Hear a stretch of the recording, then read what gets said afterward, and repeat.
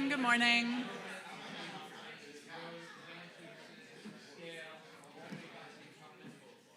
Can everyone hear me all right? All right, awesome. Well, I'd like to welcome everyone to the 10th Annual X Equals Experience, Rethinking Innovation. My name is Shelby Simon. I am the Director of Brand Storytelling and Content at NetElixir, and I am so excited to welcome you today. As a digital marketing agency, NetElixir specializes in delivering high-value customers and e-commerce growth for our clients and partners. We have innovated for over 19 years. I'm honored to be here with you today to help bridge the gap between academia and industry.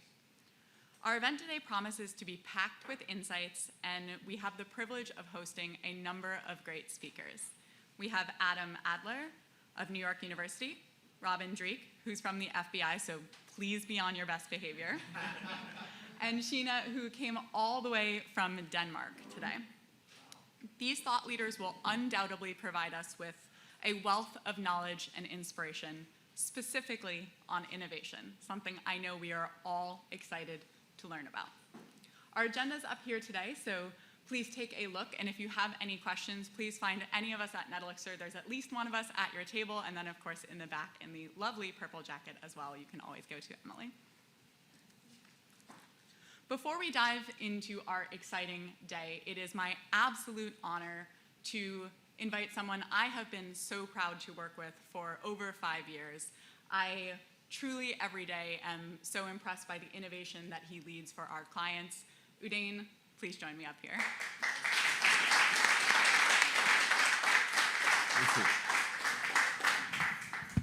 Thank you very much. That was just an extremely generous introduction.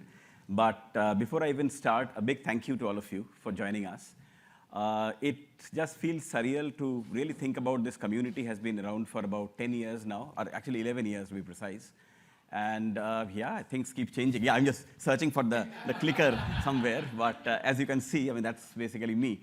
So I'll just start with a little bit of purpose and evolution, and honestly speaking, 10 years back, this is where it started. So Dr. Vishal Gaur, he couldn't join us, but he's currently the Dean of Johnson School of Management at Cornell. So he also happened to go to my same school, and so we sort of, I was teaching at Cornell at that time.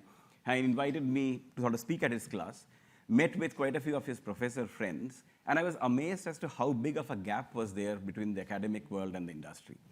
And that's how the entire concept started. A lot of the stuff that we have done at NetElixir is we do first and think later. So this is, I think, one of those classical concepts. Conceptually, we wanted to bridge the gap between the academic world and the real world. So that was the concept. And we didn't really think much. We just sort of dived in and started this thing. And very privileged and very lucky because it's no easy feat to really continue any event or any organization or any event for over 10 years now. And I think we have been very blessed to really get into that level of 10th anniversary as such. And that wouldn't really have happened without the support from this amazing, amazing community. There are some team members here. I mean, there are some, I call them team members, or probably X Equals Experience family members, like Ruth, who really have been there. John should be coming in shortly as well. I mean, they have been attending all X Equals Experiences. So it's just when you start with a dream, you never know as to where it will sort of lead to. And I think this is where it has led to after 11 years, or 10th X Equals Experience, so welcome again. Why did we start? And this is actually a slide from my first one in 2013. I wanted to use the same slides. So the idea was to bridge the gap between academia and leadership, because there is a lot of tremendous sort of human ingenuity, you can just say creativity. There is a lot out there. The idea was, can we really bring everyone in the room? Can we recreate almost like a college classroom sort of a situation where you really leave your titles behind and you just sort of bring your expertise, the talk, the free-flowing, again, getting back to your college days. Let us just talk about that way. So that was the idea, bridging the gap between the academic world and the industry. And we have really seen magic happen over the last about 10 years. I still remember many, many such incredible moments. For example, we had Professor Erin Meyer. I still distinctly remember her presentation. And she was one of the most enthusiastic, passionate. She flew down from Fontainebleau, France, and she is quite an authority in global cultures. And she was speaking, I think Ruth, you would probably remember Erin, right? It was an electrifying presentation. Adam was there 2015, and that was his book, Drunk Tank Pink, and he spoke on that part. And it was interesting because in the same presentation, Adam is basically from Australia. We had another speaker who was from New Zealand, and there was this Rugby World Cup going on, and it was rather intense, let us just put it that way. So we have had some incredible moments sort of there. David Bell, some of you may have listened to David Bell last year as well. And the last part, I think, which is very applicable to everyone, specifically in today's world where AI, there were a lot of conversations that Mike, Robin, and we were sort of having at our table during breakfast. There is so much to learn, right? And it is an amazing opportunity to start afresh. Wouldn't it be so nice, so refreshing, if for a moment we just sort of stopped and said, I don't know anything, right? And it's just so liberating, the entire concept. But I'm willing to learn, right? And let me start by learning the alphabets, and let me sort of start from there. So that's the concept where we sort of lead with. So I think I've already gone through some of these parts as well. And last but not the least, it has been amazing professional affiliations have really been forged at this event as well. And there is a lot of networking time. And as I shared during my dinner presentation yesterday, this is not just one experience. This is probably a collection of about 4 or 5 experiences. We had the first walk in the Princeton University. Today, I think the first experience effectively is listening to amazing speakers like Robin and Adam in the morning. Then we really sort of break for, hopefully, the weather permitting, we'll be able to do that walk around the grounds of sculpture. And then last but not least, we really have this incredible presentation by Professor Sheena Iyengar, who would be sort of joining us around noon. She came back, actually, Shelby, from Finland yesterday, Helsinki, not Denmark. So she reached in the evening, and she is on her way now to the grounds of sculpture. But there is one more thing which I really wanted to emphasize and highlight, and that is something that we started in 2017 or 2018. So we also run our foundation, which supports young girls in India with their education, called the Udaan Foundation. And this community has been incredibly supportive of that. So we were able to, in this event, think of it if there were 3 pillars. The first one is knowledge and community. The second one, as simple, inspiration, right? And the third component is basically a purpose, which is giving back. So those are, I think, the 3 key pillars which really drives the event. So the making of an unconscious, this is, by the way, Erin sort of speaking at our 2018 event, I think, and so on. So I think the inspiration component I've again gone through. The idea exchange is a key component. So I really wanted to emphasize this one. One of the things that we have ensured is there is no reporting of this event as such, right? So feel free to share ideas and so on. So there is no press, there is no reporting, there is nothing, because we really wanted that free-flowing idea exchange as well. And the entire idea started from this concept we used to have early days in India called the Gurukul. The Gurukul was a concept where you really had a group of students who literally lived in a hermitage, and they sort of lived with this teacher who was called the Guru, and they sort of learned from them. And the Guru had some amount of knowledge to share, but I think the students learned a lot from the environment, sort of talking to each other, and through that inspiration. So the idea exchange is a key component of driving that Gurukul concept out here at X equals experience. Industry, academia, collaboration. By the way, when I had Adam, I had to at least have David in the picture. He joined us last year. So he is the Kiwi that I'm talking about who spoke last year as such. In 2018, we started with a theme. The theme was rethinking innovation. And that's where the idea was everything was changing so quickly. And we really wanted to see as to how can this group collaborate to really focus on this. Our first speaker, some of you may remember, was Jerry Wind. Professor Jerry Wind spoke. He's again from the Wharton School and so on. And he really inspired this group to think beyond. This time, we are also very proud to launch a brand new initiative as well, because one of the feedback that we have gotten is while we get inspired by phenomenal speakers sharing ideas and thoughts, can we also contribute and be more involved? So very, very excited to share that you probably all have those, thank you, have these cards. We are calling the innovation cards. If you wouldn't mind, and that's the reason, again, disclaimer is effectively, ideas stay within this room, effectively. But what is that one innovation which has happened, and I would specify probably in the post-COVID times, in your organization that you are most proud of? And I'll give you a bit of a background behind that question as well. So we had Professor Jerry Wynn who spoke last year. And he is a very sharp shooter and direct. And he said that if your company doesn't innovate, leave the company. So that was, I think, the message. So I took it to heart. I said that let me temper his tempo down. And this is the question. If you wouldn't mind sort of filling it up, Emily and Sam will sort of collect once we are sort of done with this. And then what we'll do is, before Sheena's session, we'll just randomly pick 3 cards, and we would request them to just share with everyone. So that's the idea behind the idea exchange and sharing as such. Because that's how we really build the knowledge community. We also do a fair amount of celebration of locals. Some of you who went on the tour, I'm pretty sure would have enjoyed Mimi and her tremendous exuberance and the enthusiasm that she really sort of has about doing this tour. This is from last year. Yeah, and I see, David, you're sitting on that right there, effectively. So it's really a fun tour. So I think it's a collection of multiple things that we try to bring in. And this is where I think the making a difference together becomes a key component. So our team back in India, which works very closely with the Udaan Foundation, had created this video which I wanted to share with you. But before that, a little bit of a context. Some of you, maybe the first time. So in 2015, my better half, Tulika, and we walked into this school. This is actually a school, believe it or not. It's a government school back in India. It was post-Christmas. We wanted to give some candies to the kids. We walked in and we went into the 10th grade class. We call it, the entire classroom had about 108 girls, and asked them a simple question. How many of you think you'll be able to score more than 80% in your 10th grade exam? Now, they couldn't speak English, so we had to use a translator. And 3 girls raised their hands, right? And then, again, not thinking much, doing. So I think this is, again, one of those examples. We said, what if we sponsor 3 of you who score the highest in your 10th grade exam, and we sponsor your 11th and the 12th grade education and 4 years of college, and not only that, we sort of help you get a job as well.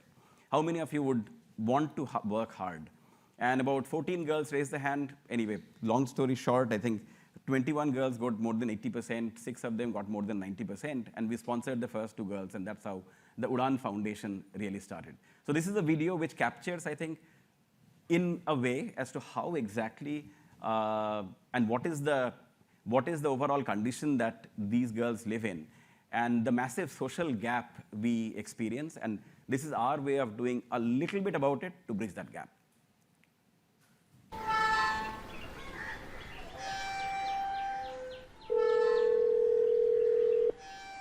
Hello అమ్మా. చెప్పు. Hello, వినిపిస్తుందా అమ్మా? Hello, చెప్పు. ఇప్పుడే confirm చేశారమ్మా. అమ్మయ్యా. ఒసేయ్, గమ్మునుండలేవా? ఇట్రా. తోము. అయితే నా కూతురు పైలట్ అని చెప్పేసుకోవచ్చు కదా. జాయినింగ్ ఇంకా 2 వీక్స్ ఉందమ్మా. అట్లీస్ట్ అందరికి స్వీట్స్ అయినా పంచొచ్చా? దీనికైనా పర్మిషన్ ఇవ్వవే. సరే, sweets పంచేసాయి.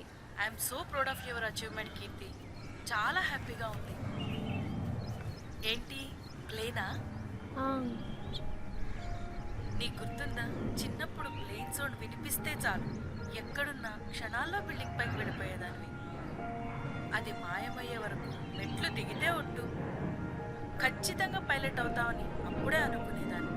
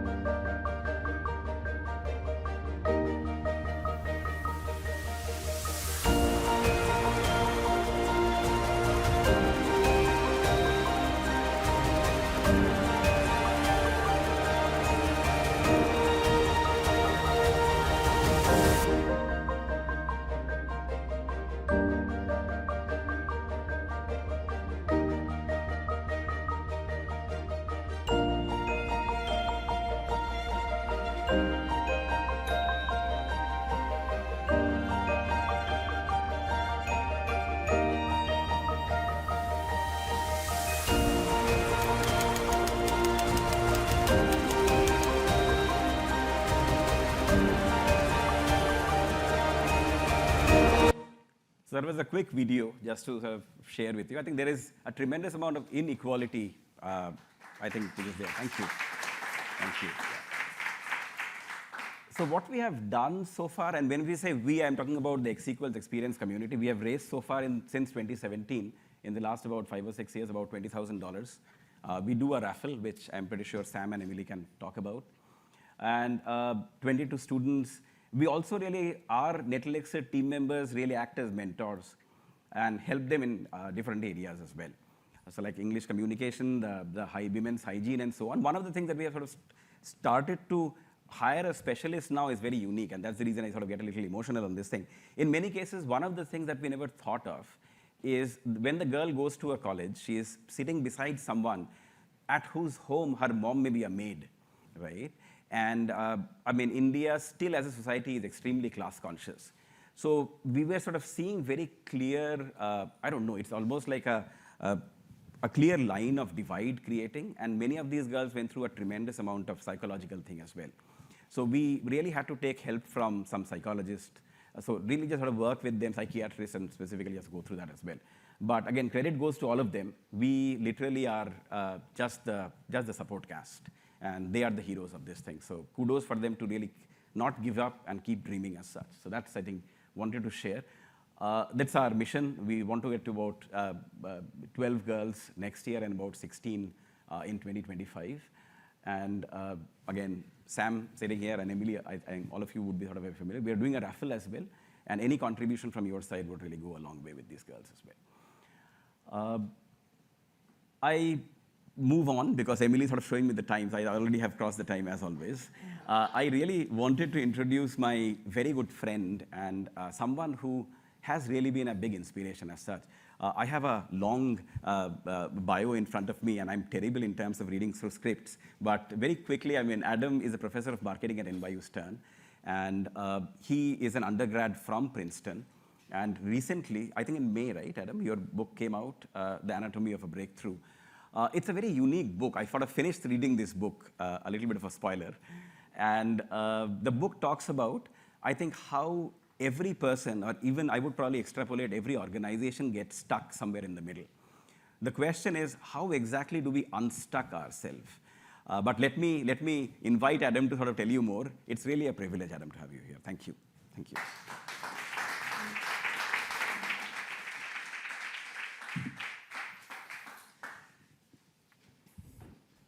Thanks very much, Udayan, and thank you to all of you for spending some time with me. It's great to be back. I was here, as you heard, 8 years ago, so it's nice to be back. I seem to be back every time there's a World Cup, or skipping one World Cup in rugby. So there's another one going on right now. So I'm going to talk to you a little bit about some ideas from my latest book, Anatomy of a Breakthrough. And the big theme of this book is, as Udayan said, that people get stuck, and we get stuck in all sorts of different contexts. And I'm not just interested in how we get stuck in our personal lives, although that's part of it, but a lot of it is about innovation, and that's obviously very relevant to the theme of this event. So the first thing to know about stuckness is that it's totally universal. That I've been running a survey on thousands of people around the world, asking them, can you think of an area of your life, either professional or personal, where you feel stuck? And usually within about 15 seconds, they start to respond. You can measure how long it takes them to start typing. And so it's something that's at the top of most people's minds. They can very easily draw to mind a case where they feel stuck.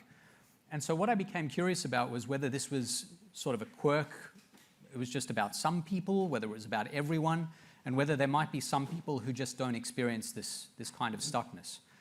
And I was particularly curious about people like these who are sort of the very best at what they do, the most talented people in certain areas, people who have reached the very peaks of success. And I was curious about all of them. You may recognize some of them, some you may not, but there are musicians here and scientists and actors and sports people. All of them, if you dig deeply enough, you'll find were stuck. There was a moment where they had to do something to unstick themselves.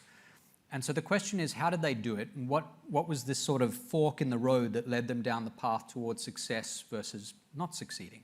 And obviously there are a lot of people who don't manage to get unstuck. So Anatomy of a Breakthrough is essentially a kind of roadmap. It's a guide for getting unstuck on the path to innovative solutions in lots of contexts. And So all of these people were stuck. I'll just give you an example. Einstein and Newton on the top left there, two of the most revered intellects of the last 500 years. Both of them had parents who said about them, why will they never amount to anything?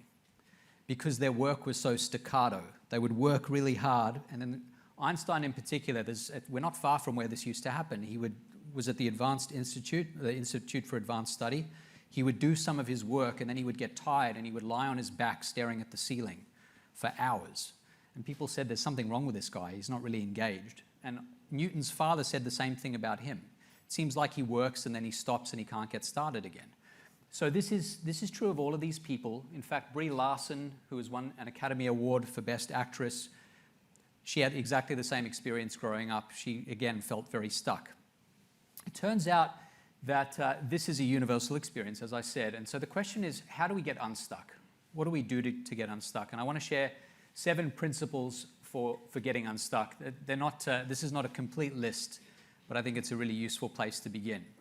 So the very first thing that I focused on in this book, or that I thought was particularly interesting, was an idea that comes from the world of evolutionary biology, which is a sort of strange place to begin if you're thinking about psychology. So when you're stuck and you have essentially a kind of mental landscape represented here by this land that's in front of you, there are essentially 2 things you can do. The one thing you can do is you can do what's known as exploring. So let's say you're looking for food in this environment and you don't know anything about it. You don't know where there might be animals or berries or trees or other things that might be fruitful. The first thing you can do is you can do what is known as exploring. So exploring is basically going as far and wide as possible, being as open as possible, a sort of funnel that takes everything in. The problem with exploring is that you don't have time to look at every little patch deeply. You have to just roam as far and wide as you can. So that's exploration. That's one approach you can take. Let's say you do that. You discover there's a cave that looks like it might be interesting. There might be some animals there. There's a watering hole where animals might congregate. There's an area that looks like it might be a patch with trees and berries and things. Then what you do is you take those areas that seem like they might be fruitful and you do the second thing, which is known as exploitation. Not the negative kind, but the evolutionary kind. So when you exploit, you say, okay, I've explored this vast area, but this looked like a fruitful patch. I'm going to dig as deeply as I can in that area, which is a really good metaphor for understanding the roots of a lot of innovation and a lot of success in people's careers. So here's an example of this in the art world, but this is true about a lot of different contexts. So here you can see a range of different artworks. You might recognize some of the styles here. We've got a little bit of cubism, we've got a little bit of expressionism, some abstract work, some surrealism. The thing about all these works, as diverse as they are, is they were all painted by the same person in a 5-year period. This was a period of exploration. You probably don't recognize these works specifically. You might recognize the styles. But this was a period when this particular artist in the middle of the 20th century said, I am stuck and I don't know what to do next. So I'm going to try everything. I'm going to try all of these things for about 6 months. And this is the product of that experience, that exploration. Then one day, this artist did this. After exploring, he did this, which you probably do recognize, or at least that style to some of you might be familiar. This is the drip painting style of Jackson Pollock. And so he had made all of these works that you see here, none of which led anywhere particular for him. But once he did this, he realized this is something new and different and interesting, and this feels like it's fruitful pasture, and I'm going to explore this, and I'm going to exploit it as well. I'm going to drill pretty deeply. And so what he did after that was this. This was his period of exploitation. For about 7 years, he produced this. So this is what exploitation looks like. It looks like, at least from an artistic perspective, compared to his earlier period, like homogeneity, the repetition of certain ideas over and over again, because he realized this was an area where he could make a distinctive mark. But he would never have got here without that period of exploration, because all of those discarded ideas and approaches that you saw during the exploration phase ultimately led him to the point where he could drill deeply into this style, this drip painting technique that he became very famous for. And this is true about a lot of people who succeed. They don't always do this kind of explore, exploit thing deliberately, but it's often a route to innovation and to success. It's true of Peter Jackson, the filmmaker. So Peter Jackson from New Zealand had made a series of films in the late 80s and then all through the 90s that none of you have ever seen. And it's better that way. They're not very good. He admits this.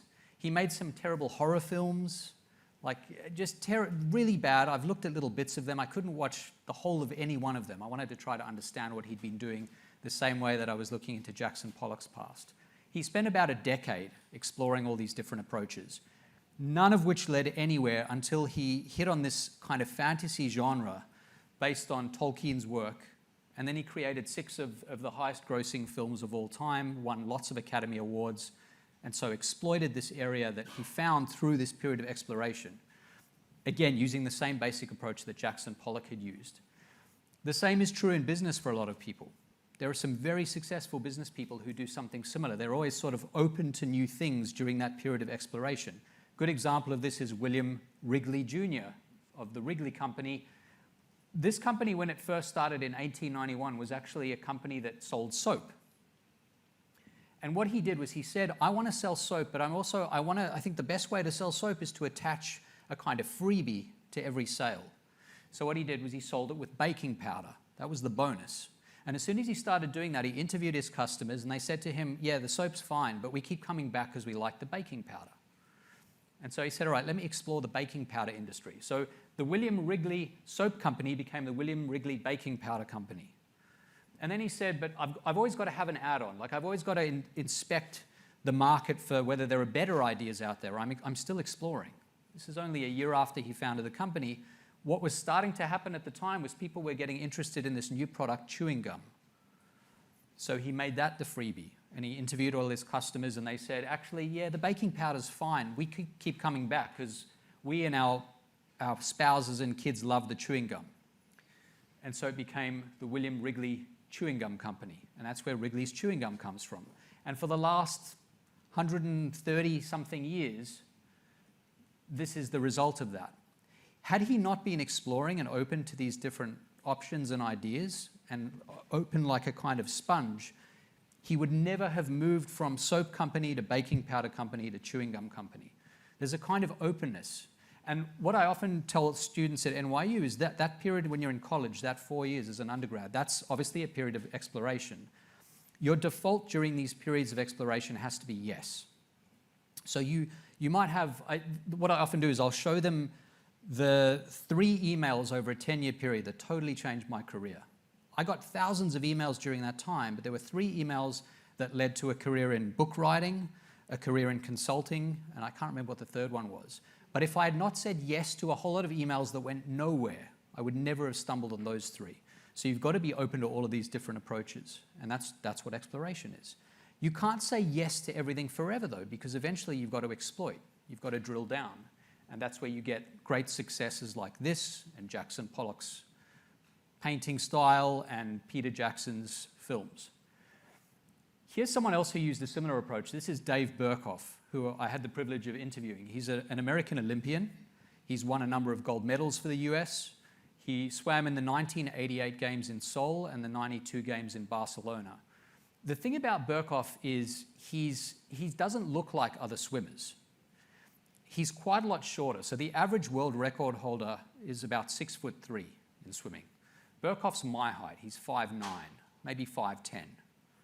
So I said to him, when you stood at the pool and you're standing next to all these other swimmers and you were about to jump in and start swimming the backstroke, did you notice that? And he said, absolutely. All through college, all through his high school career, he was smaller than all the other swimmers.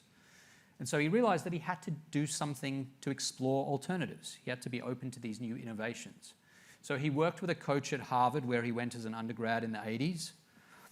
And the coach said to him, you know, I know you don't like hard work, which was true of Burkhoff, which is not an ideal trait for an Olympian.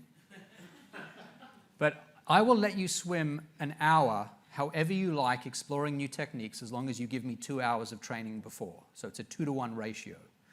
So that's what Burkhoff did. And he spent that hour over the course of about 2 years trying new techniques. And one thing he did, he was a very analytical guy. He's now a lawyer in Montana. He started timing himself, or asking his coaches to time him when he tried different techniques. Little tweaks, little moments of exploration. And one of the things he realized was that he was about 80% faster when his full body was submerged under the water. And he developed a technique known as the Birkhoff blast-off. You can go see videos of this on YouTube. So in 1987, at the Olympic trials, he unveiled this new approach, which he'd been keeping secret. So all the other swimmers, what happens when you swim the backstroke is you push off and your whole body is submerged and then it pops up because your body's crying out for oxygen. It's a natural thing to do, is to go up and gasp and get as much oxygen as you can.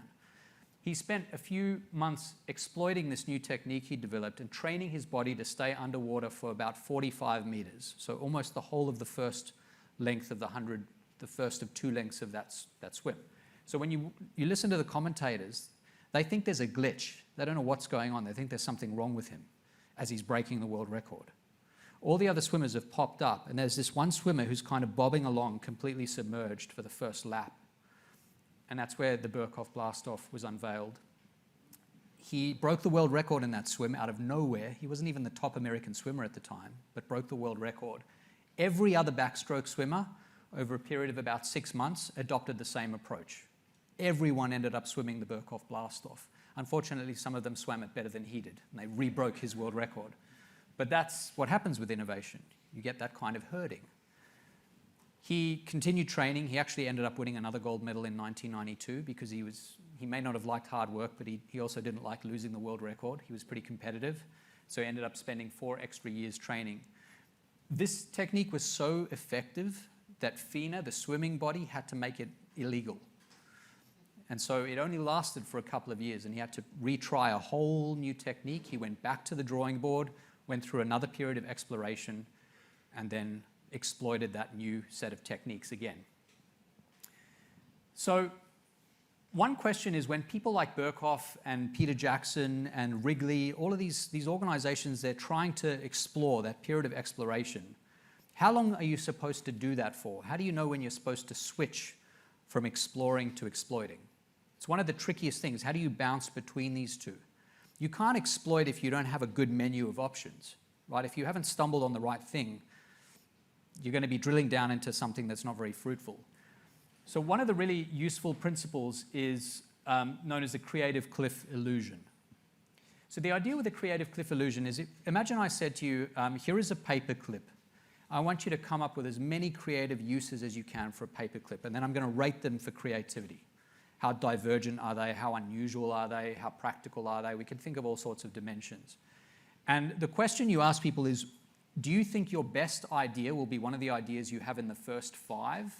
Or will your best idea come somewhere between ideas, say, 10 and 15? And almost everyone says, obviously the first 5. Those ideas kind of tumble out of my head. They feel easy to come by. Then it gets really hard. I just want to quit at that point. Nothing's really going to tumble out at all, which is completely wrong. The data show, and there's a lot of research on this, that is a profound misunderstanding of what creativity is. We have 2 different ways of understanding or interpreting creativity. One is known as the insight lens. And the insight lens says that creativity is just something that kind of drops on you from above. It's a kind of miracle. It's almost kind of mystical. And the idea there is that if it feels easy, then it's inspired. It's almost divinely inspired, depending on how you think about it. And so what happens is people say, my best ideas will come first, and then I'll hit a cliff when it gets hard, and the creativity declines to nothing. I don't have any more to give. And that's not true. And the reason it's not true, there are a couple of reasons, but one of them is the ideas that are easy for you to come by are also easy for everyone else to come by. They're not interesting because everyone's having the same time, swimming through the same cultural waters, coming up with the same ideas based on the same inputs. So when you look at how common those first 5 ideas that are really easy to come by are, they're very, very common. They're almost universal. What happens when things get hard is you have divergence. Those ideas are distinctive. They make you different from other people. They also mean that you're thinking differently from how you traditionally think about the topic. The rule of thumb is you should spend about double as long on a creative task as you think you should.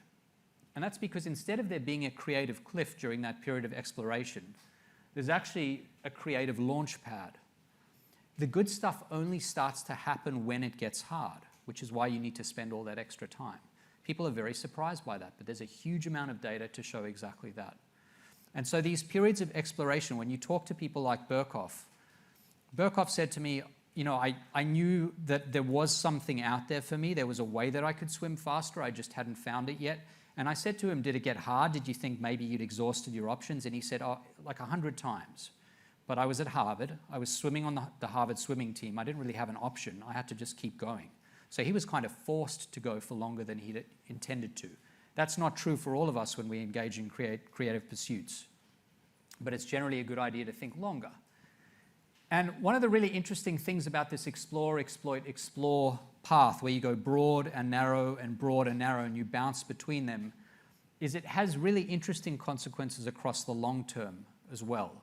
So there's a lot of data on when people experience hot streaks in their careers, or when companies experience great periods of generation of ideas and new concepts. And here's what they find. They find that there are some people who have what are known as spring careers. This was true of Michael Jackson, whose biggest hits came early in his career. There are people who have summertime careers, which is the classic. So the good news is most careers have at least one hot streak in them, a period of great generativity and production. The typical pattern shows that most people have it somewhere in the middle of their careers.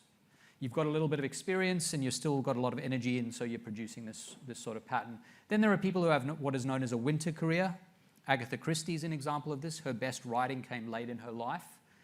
But then you have people like Berkhoff. These are known as evergreen careers. And the thing that makes a career evergreen, where you don't just have one hot streak, but you have one after another, after another, after another, is you bounce between exploration and exploitation over and over again. You go broad, you say yes to everything, and then you go narrow, you become one-track focused on just this thing that seems like it's most productive or most promising. And that's where you get careers like Berkhoff's, and a number of other people who have the same sort of pattern. There's a huge amount of data on this as well. There are some incredible papers in Nature and Science, two of the most prominent scientific journals, on exactly this idea. There's a researcher at Northwestern named Dashun Wang who's done a lot of this work. And it's totally fascinating. It's some of the most interesting academic research I've read in a long time. And I was on a panel with him and he was explaining all of this. It's really interesting stuff. So those are a few of the things, a few of the ways to get unstuck: to explore, exploit, and avoid the creative cliff.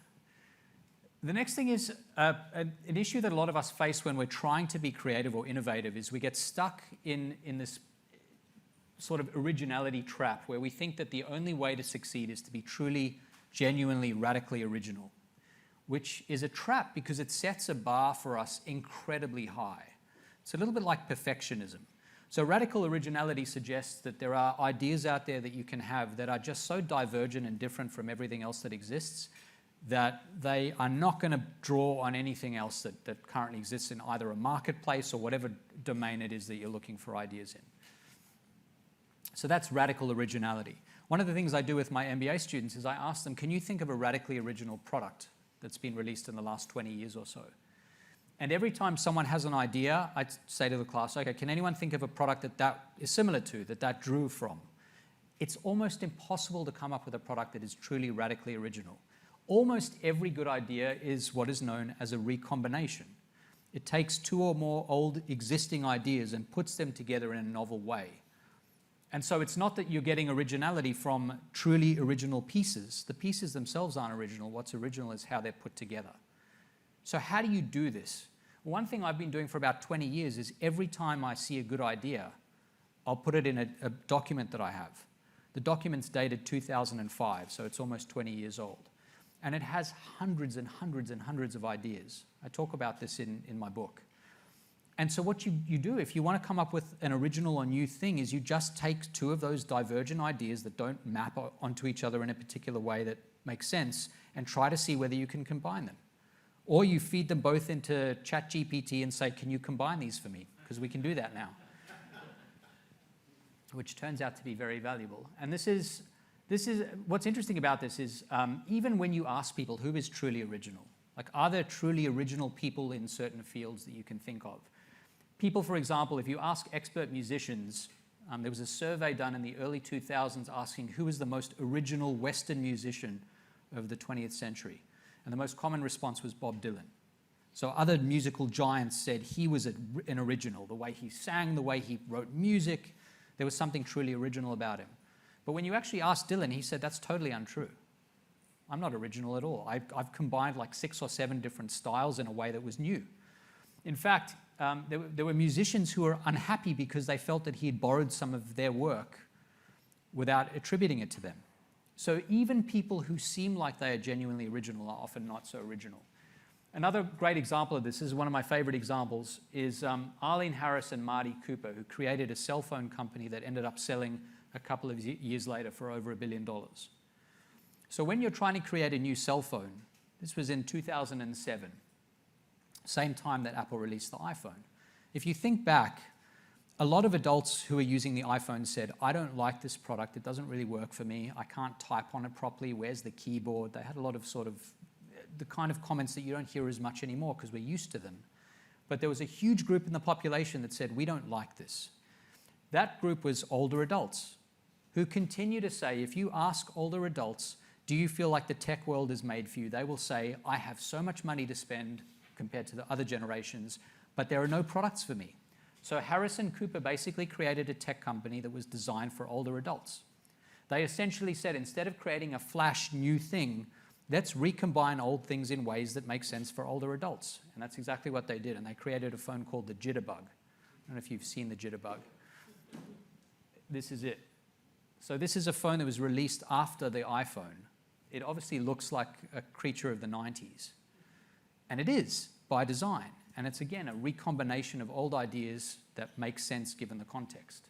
That is a different form of innovation from radical innovation. And then Amazon, there's a similar story here about Amazon and how much they struggled in the late 90s. So Amazon's founded as a bookstore in 1995, 94, 95. And for the first few years, Amazon has a very hard time until Jeff Wilke comes in. This is someone who Jeff Bezos brings in. This is the early days of Amazon. Now, all of these people that you can see here were part of the early management team. And what happened was every December, Amazon would get a big flood of orders. And all of these people and their families, their husbands, wives, kids, they would come in and pack boxes. And every year, Amazon was convinced that was the last year they were going to survive as a company. Bezos basically said, we can't keep this up. It's great to have all these orders coming in, but it's such lumpy sales that we struggle under the weight of our sales every December. This is not working out for us. So he ended up saying, you know what, the thing we need more than anything is not people who know how to sell books, because we're doing fine at that. We need someone who could deal with the infrastructure of distribution, of how we get the books to people. And so that's what they did. They brought in Jeff Wilke, who had a background in fulfillment, in distribution of products. And on the back of Wilke's introduction to the company come 3 tactics that end up making Amazon tremendously successful. It ends up being an engine for removing friction from any kind of engagement that you might have. So one thing they do is they introduce Amazon Go. Has anyone been to Amazon Go stores? Yeah, so there's one in New York City. There are a few around the country. So what happens in an Amazon Go store is you walk in with your app, your Amazon app on your phone. You go and pick the stuff that you want to buy, and you walk out. There is no cash register. You don't have to pay for anything because everything has the way the store is set up. They know when you remove an item that it's attached to your phone and that it automatically deducts that from your Amazon account. So it completely removes the worst part of shopping, which is paying. That's the worst part of shopping for 2 reasons. One, because it's annoying. You've got to usually wait. You have to wait for a process. Even if there's no line in front of you, you've got to go through the process of scanning and all of that stuff. But even worse, you have to actually give someone something that you had to earn. That process of paying is really painful. In fact, in the brain, when you watch what happens when someone hits their thumb with a hammer, that's what it looks like when you hand over a $20 bill. Your brain confuses the two. That's why it's called the pain of paying, because it feels like physical pain. So you remove that process completely, and suddenly shopping doesn't feel so bad. It's all upside and no downside. That's what casinos do as well. They give you chips so it feels like you're not actually paying for anything. So it's pretty smart. There are ethical concerns there, but it's very smart. They also introduced the Amazon Dash button for the same reason. Everything in Amazon is about making it as easy as possible for you to give away your money. So what do? These little buttons that you stick on your fridge or wherever else, designed so you push the button, it automatically makes the purchase that you've predetermined. It'll buy your razor blade update, it'll buy a new round of Glad bags or a new bottle of Tide. And again, it's all about the removal of any barriers to purchasing. The same with one-click purchasing, which is a patent that is now valued somewhere around $3 billion. So all these ideas are in the service of this kind of, they're not new ideas, but they're all about trying to remove friction that comes from that sort of innovation that Jeff Wilke brings to Amazon. He brings this world of shopping together with the world of distribution, and they figure out that the best thing they can do is make shopping as slippery as possible. So the fifth of these 7 ideas is how you put together a team, because all of the stuff I've talked about so far is sort of individual focused. This is all about how to come up with good ideas, and you can do that in your home office, you can do it on your own, you can do it in teams certainly, but those are very individual and they're sort of isolation focused. But the question is, since most of us end up working on teams, if you're a manager or a leader, how do you put together those teams? How do you make your team as likely as possible to get you unstuck when you're seeking innovative solutions? So it turns out there are 3 essential ingredients to a team that is most likely to get you unstuck. The first one is the one that most people point to, which is kind of simpatico, people who like each other, they get along, they have the same background, they're experts in something, maybe they trained the same way, they've drilled really deeply into a particular topic. And so that's the first kind, these people who make total sense in a particular area. The second kind of person, though, is a kind of person that is known as non-redundant. So this was true when I was a grad student at Princeton, and it's true at NYU now, that the recruiters for the big companies that come to those universities, they don't say, give me, I'm a finance company or a banking organization, I want your 10 best finance students. That's not what they say. They say, I want the best banking student, I want the best marketing student, I want the best chemical engineer, the best Russian literature student. They don't care what you've done, as long as you're good at what you do, so you have some general capacity, and you also come from one of lots of different areas. And the non-redundancy that you have with those people is what makes them valuable. They have completely different ways of perceiving things. And so when you're stuck, if you all think the same way, you have the same training, that actually exacerbates the problem. You just get deeper and deeper into that hole.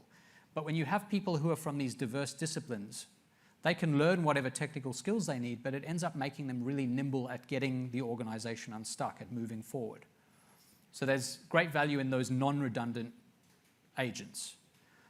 And there are a lot of organizations that use this approach, and it's very, very successful for them. But they even sometimes go one step further for the third ingredient. So the third ingredient is to actively have black sheep in the mix. This is something that Pixar uses.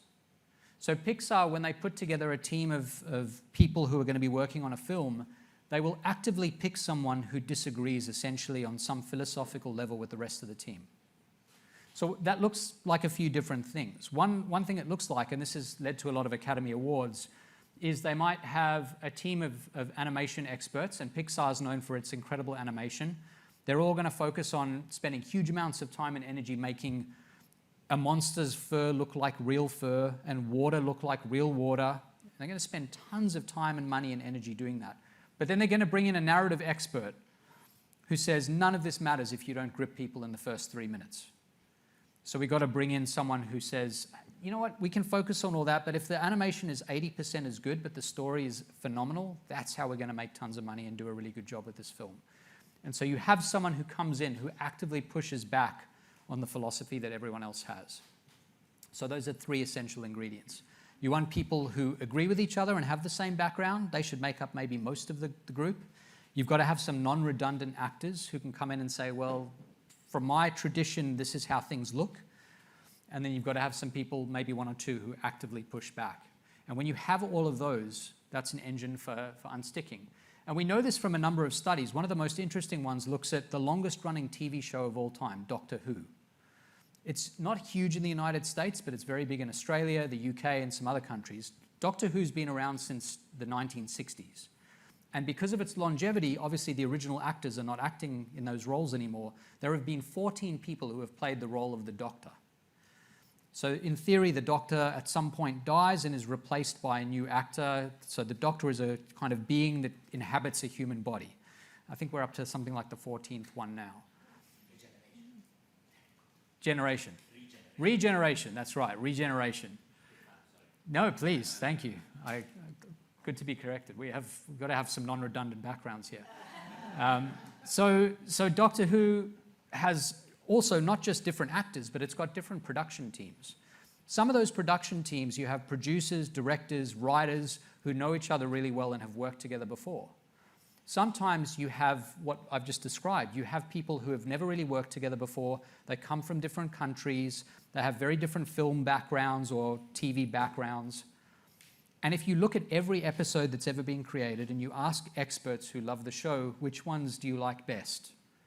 The ones that they like best, almost perfectly, are ones where those writing and producing and directing teams have not worked together before. There are diverse backgrounds that you bring together produce really interesting stuff. And the episodes that seem a little bit more consistent and predictable, those are the ones that come from the teams that always work together or have in the past. So there's great value in this non-redundancy and even the black sheep. Yes. Please, sorry, I should have said, yeah, good. The more questions, the better. How do you see conflicts? Yeah. Right?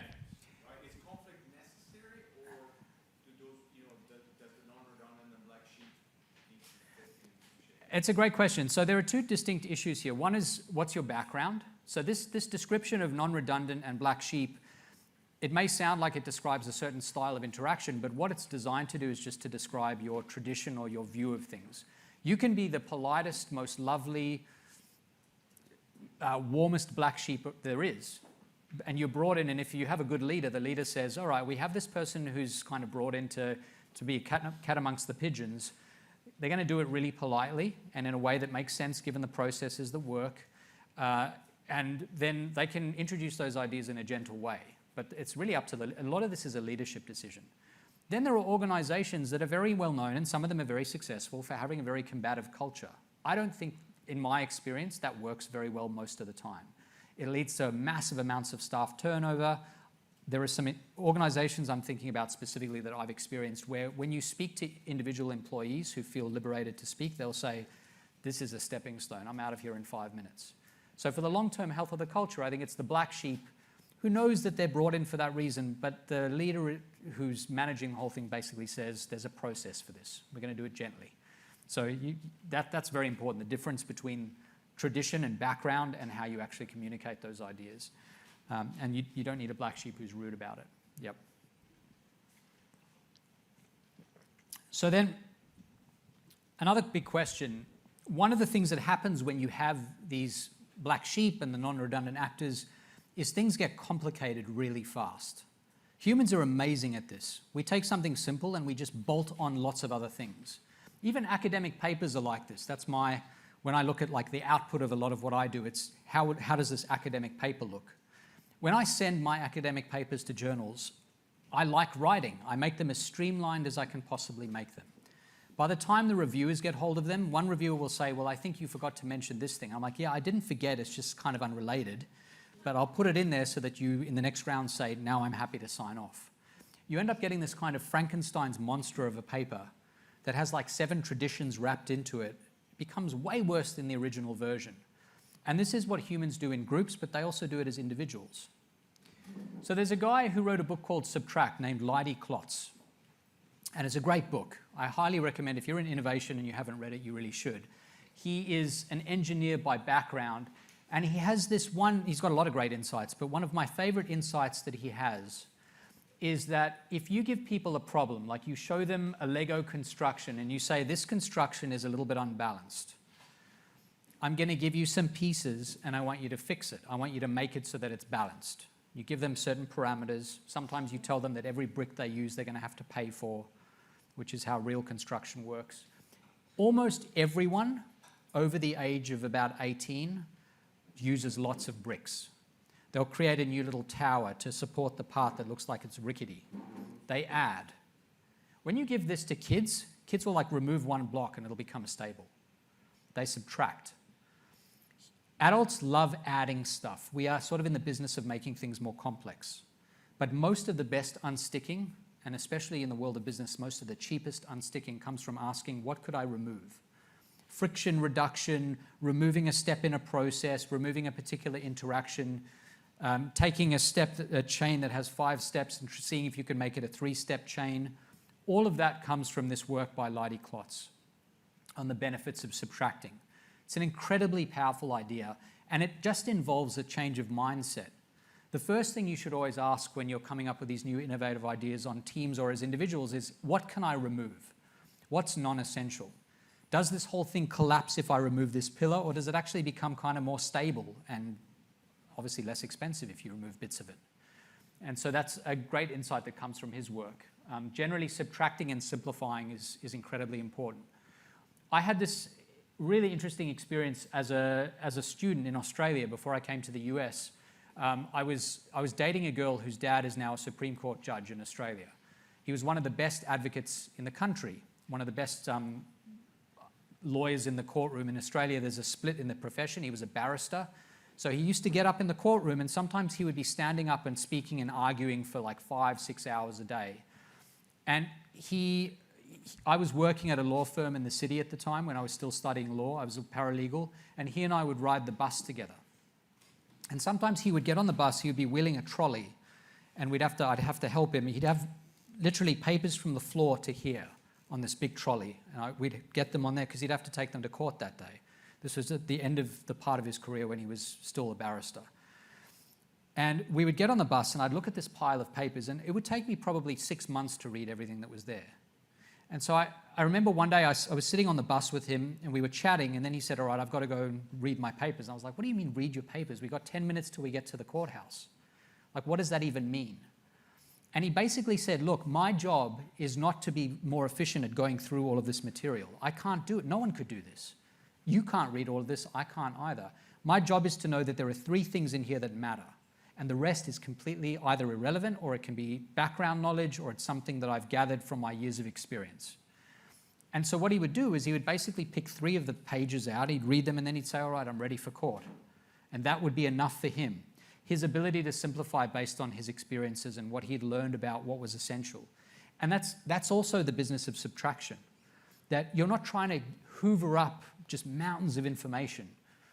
You're trying to say, most of this is just inessential.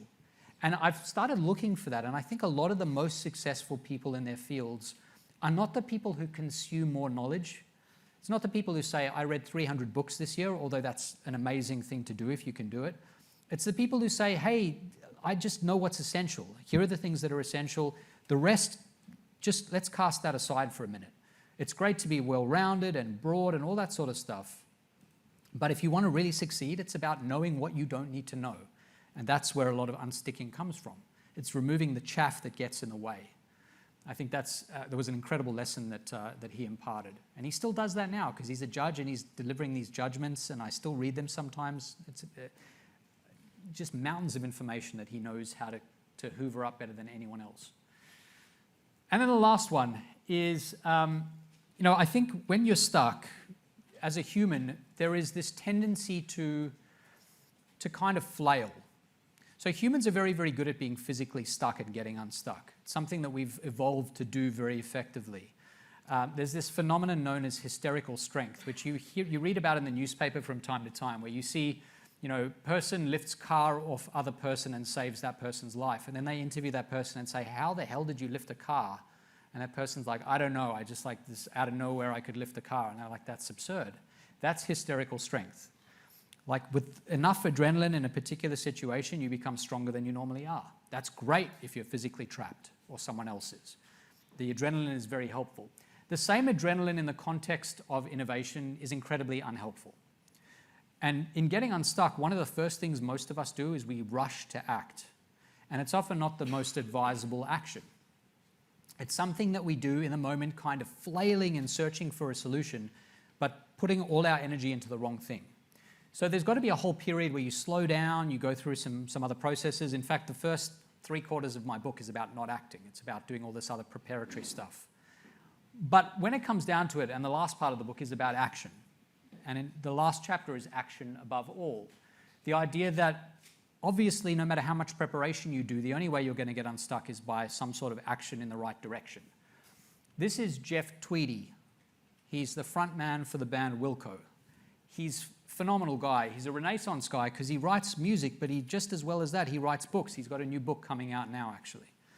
Now, the thing about being a creative across a 30 or 40-year period is that many days you wake up and you don't want to be creative. Being creative is really, really hard.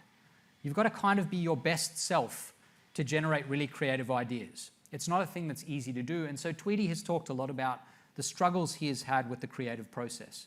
You know, whether he's trying to write a book or he's trying to write a song, there are days he wakes up and he doesn't want to do it at all.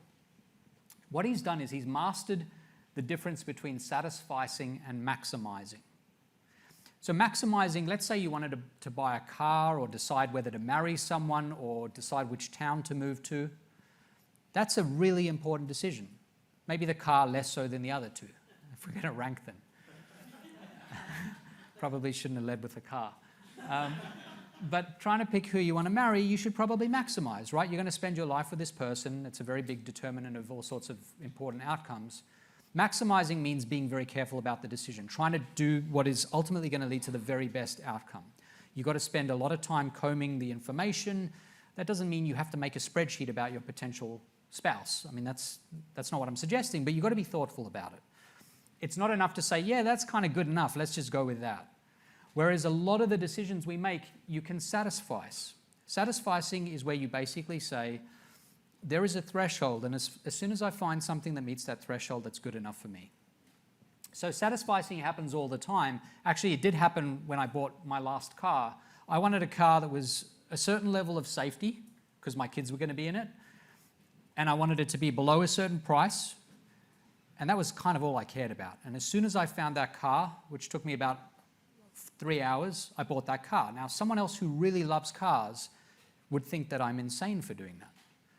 But that was good enough for me. You've got to decide when it's okay to satisfy and when it's something that's important enough to you that you want to maximize. Knowing the difference between those two is really important. There are some people who maximize for almost everything. It is paralyzing. It's exhausting. They tend to be less happy than people who satisfice. Satisficing means saving your time and energy and resources for the things that really matter to you. And it's a really useful exercise to undertake. Jeff Tweedy is a satisficer when it comes to his ideas. So what he does is he's waking up in the morning. He doesn't want to do anything creative that day. So what he does is he says, I'm going to lower the bar. Normally I'm a bit of a maximizer, but I'm going to lower the bar all the way to the floor. So his threshold for a good enough idea is the worst idea imaginable. So he sets himself a task for 20 minutes on those days, and he says to himself, what is the very worst sentence I could write right now? The worst. What's the worst phrase of music I could write right now? The most trite, boring, old, unoriginal. And he does that. He does it for 20 minutes. And two things happen during that time of satisficing. One is he's acting. And so the 20 minutes leads into the next hour, 2 hours, 3 hours, and suddenly he's producing really creative stuff because he's greased the wheels. He's starting to move in the right direction. So that action kind of prepares him for the action that leads to the maximized, the better ideas. But the other thing that's happening is often he thinks it's bad, but it's not so bad after all. A lot of his songs come from these periods, that first 20 minutes of the day, where he's liberated himself to come up with crappy ideas, and that's okay. And then they end up being some of his best songs. So it has this dual purpose of meaning that you're not judgmental about your output because you say anything's good enough, but also if what you produce happens not to be great, you're moving sideways more than forwards, at least you're moving. And that greases the wheels and makes it easier to move forward in general. And that's where he gets a lot of his inspiration. So often our tendency when things are hard, when we're stuck, is to say, it's got to be better and better and better and better. And he says, no, that's wrong. You've got to liberate yourself to be really bad at what you do for at least 20 minutes a day. He finds that that's incredibly useful for liberating new ideas. And those are the 7 ideas I wanted to talk about. But I thought I'd bring something back since it's 8 years since I was here last. And that was my first book, and this is my 3rd book. I thought I'd go back to an idea that is very central to how I live my life more broadly and that I find unsticks me. And we're in a beautiful place right now, so this seems totally fitting. that one of the most powerful ideas I came across when I was doing the research for my first book, which was basically about how things around us shape how we think, feel, and behave, was a theory about how natural environments shape our ability to be creative and to sort of restore ourselves. It's known as attention restoration therapy. And on the surface, it sounds kind of woolly and maybe non-scientific, but it's actually grounded in tremendous amounts of science. If I put you in a building, like an office cubicle, and I say, I want you to come up with 10 creative uses for a brick, or something like that. And then I took you and I plonked you in the middle of a forest, and there's running water, which I think I can hear out the back there, running water, and there's some trees, and the wind's rustling through the trees, and I give you exactly the same task. All else equal, you'll be better at that task in that natural environment. You'll also be much happier in the process. So about 5 years ago, I moved my family out of New York City, partly because we didn't have space, but also partly because I wanted something more like this. This is a 3-minute walk from where I live. And being outside when you're stuck or moving is really, really incredibly beneficial for getting unstuck in general. And there's this incredible research that shows that companies that are situated in places where their employees are forced to walk, to move around, to change their physical environment, tend to be companies that produce more creativity. And some of the research is quite careful, and it tries to isolate causation. And so I think there's tremendous value in spending time in natural environments for mental health reasons, but also for getting unstuck in creativity. And if you can ever put yourself in a place where people are forced to move around, especially when it's outdoors, only good things come from that. Thanks very much.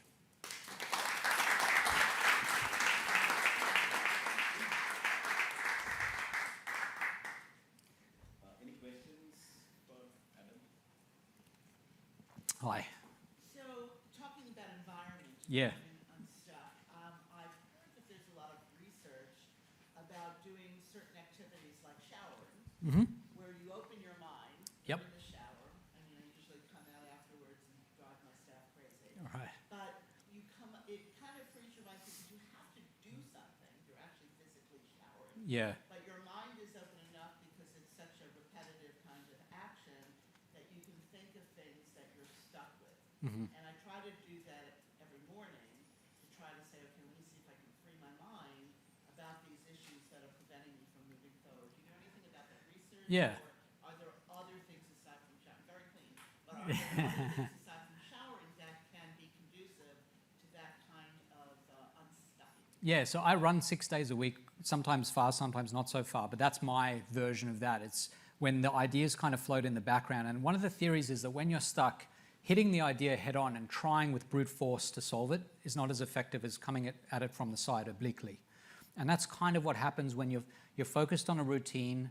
It kind of lowers certain thresholds. It means that you're not 100% invested in the task of getting unstuck, whatever it might be, but things are going on in the background. One of the really nice metaphors that I was taught as an undergrad, this is a long time ago, was my professor said there was this old Greek idea that there was a homunculus, a little man running around inside your head, and every idea you ever had was catalogued like in a big library inside your brain.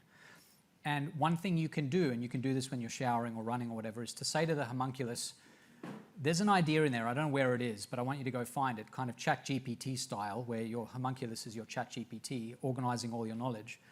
And you basically say, come back in 20 minutes and tell me what you've got. And it's this weird thing, because you, in that moment, by declaring that, you're setting your mind to do certain things in the background. It's very low level, very implicit, but I find like a surprising number of times that's quite useful. I'll come back to it, I'll set an alarm, and it's the same as the showering process. It's a sort of coming at it from the side, seems to be useful in some way. Yeah. Hi. Mostly just an observation, but as you began your talk, you talked a little bit where you referenced evolutionary biology. Yeah. And you talked about exploration. Yeah. You actually did this on purpose, but you ended talking about going outside. I mean, of course, the thought process behind evolutionary biology is as a species, we spend most of our Right. life outside. Yeah. So it makes sense, I think. Next time I give this talk, I'm going to make the link and suggest that it was just a kind of high-level framing structure. I like how you did that. Yeah, no, that was good. Because we spend more time there than in a cubicle or Yeah. in an office. So I think it ties nicely to that. Yeah, I think that's right. One of the litmus tests is how much of the day do you spend where what your eyes are taking in is not tethered to 2023, where you can't tell what year it is. So if you're in a forest or you're by the ocean or something like that, you have no idea what year it is. And I think there's something that kind of releases you in those moments. I know that's not super scientific, but I always feel that in those moments I'm sort of a little bit lighter and happier and tend to have more ideas. So, yeah. Hi. It's fascinating to me that you're researching innovation. What's your process for researching? So it sort of depends on the kind of question that I'm trying to answer. So a lot of the time, look at the creative cliff example. One thing you do is you basically say to people, you ask for their intuitions. So you say, do you think your best ideas will come earlier or later? And then you actually get them to do the task and you see whether their good ideas come earlier or later. That's a very sort of tight lab-based approach to studying innovation. But a lot of it happens at organizations. And so sometimes we get access to data from organizations. You can see the kinds of things they produce, the output they produce, when they produce it, what the conditions are. Sometimes you can intervene on the organization and see if that leads to good things. So one thing I would do is I would take Jeff Tweedy's idea and go to a company and say, you know, I want to take half of your people who are working on this account and I want them to lower their threshold to the floor. I want them to spend 20 minutes coming up with bad ideas first. And then I'll come back to the organization in a month and say, where did the good ideas come from? Can we isolate them? So as long as you have controls and you can do comparisons, you end up getting some really nice data. Yeah. Sorry, do we? Yeah. Can you talk a little bit about culture? Sure. I think culture is, particularly when you're talking about the wisdom of crowds. Yeah. To me, my brain went to the culture of the company. Yeah. Is so, I think, as important as the people Mm-hmm. to lead to innovative outcomes. So I'm curious, has that come up in the research? What are your thoughts on that? Yeah, maybe the most academically wrong I've ever been was I wrote a paper. I've been academically wrong many times, but maybe the most wrong was I wrote a piece on how you should structure the floor plan of a company to maximize good outcomes and to maximize good culture. And I basically said open floor plans are the way to go, which turns out to have been dramatically wrong for all sorts of reasons. But I got very interested in culture and where culture comes from. And so one of the things I talked about there, and this question came up about the black sheep and the non-redundant actors. What you don't get from that discussion, you have the ingredients, but not the way those ingredients interact and how you make the recipe. And so much of that is going to come down to the culture. So, you know, there are cultures that are really collaborative and supportive, and then there are cultures where it's very combative. Turns out there are companies that can thrive under both. Based on my background, maybe it's because I'm Australian, we are very non-hierarchical traditionally. I think those cultures work best.